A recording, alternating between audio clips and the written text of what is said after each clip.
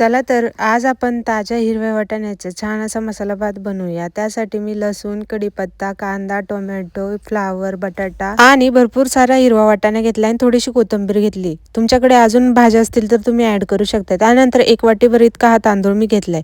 त्यानंतर कुकर मध्ये तेल टाकून खडे मसाले टाकायचे, मोहरी व लसूण टाकला, छान असा लालसर होऊ दिला। त्यानंतर कढीपत्ता टाकला, कांदा टाकला, कांदा सुद्धा लाल असा परतून घेतला।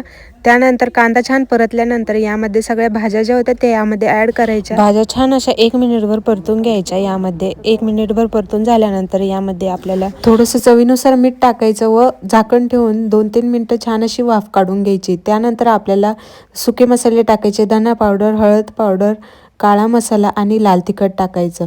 तुम्ही तुमच्या आवडीप्रमाणे मसाले ऍड करू शकता। त्यानंतर 1 वाटीभर इतका स्वच्छ धुवून घेतलेला मी तांदूळ यामध्ये ऍड केला व 1 मिनिटभर छान असा भाज्यांमध्ये परतून घेतला। 1 वाटी तांदूळ होता तर 2 वाटी इतकं पाणी मी गरम केलेलं होतं व ते यामध्ये टाकलं। असं पाण्याचं माप घेतल्याने भात जो आहे तो अगदी सुटसुटीत होतो आणि जास्त चिकटही होत नाही। त्यानंतर चवीनुसार मीठ टाकलं, कोथिंबीर टाकली व मीडियम गॅसवरती 2 शिट्ट्या आपल्याला याच्या होऊन द्यायच्या व त्यानंतर कुकरची जी हवा आहे ती ऑटोमॅटिकली रिलीज होऊन द्यायची। त्यानंतर आपला छान असं सुटसुटीत असा मोकळा भात तयार आहे।